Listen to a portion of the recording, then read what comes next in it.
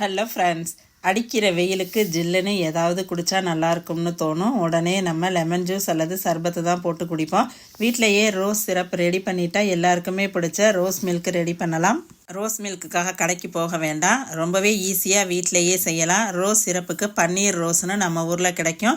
இங்கே சிங்கப்பூர்லேயுமே இப்போல்லாம் நாட்டு ரோஸ்ன்னு கிடைக்கிது. 100 கிராம் இருக்கும். ரோஸ் பெட்டல்ஸை மட்டும் எடுத்து 2-3 தடவை வாஷ் பண்ணி எடுத்துக்கணும். ஒரு பாத்திரத்தில் 300 கிராம் சுகரு, 300 ml வாட்டர் சேர்த்து கொதிக்க விடணும். கொதிக்கும் போது கலருக்காக பீட்ரூட் கொஞ்சம் துருவி சேர்க்கணும். அப்போ தான் ரோஸ் மில்க் கலர் கிடைக்கும். ரோஸ் பெட்டல்ஸ்லேருந்து லைட் கலர் தான் கிடைக்கும். 5 மினிட்ஸ் கொதித்த பிறகு ரோஸ் பெட்டல்ஸை போட்டு 5 மினிட்ஸ் கொதிக்கும் போது ரோஸ் வாட்டர் அல்லது ரோஸ் எசன்ஸ் 50 ml சேர்த்து 10 மினிட்ஸுக்கு கொதிக்கணும். கொஞ்சம் சுகர் சிரப் மாதிரி வரும்போது ஸ்டவ் ஆஃப் பண்ணிவிட்டு லெமன் 1 டேபிள் ஸ்பூன் சேர்க்கணும். ஆற விட்டு ஒரு பாட்டிலில் ஸ்டோர் பண்ணி வச்சுட்டா 1 மந்த்துக்கு ஸ்பாயில் ஆகாமல் அப்படியே இருக்கும். கண்டிப்பாக ட்ரை பண்ணி பாருங்கள், ரொம்பவே சூப்பராக இருக்கும். தேங்க்ஸ் ஃபார் வாட்சிங். பை.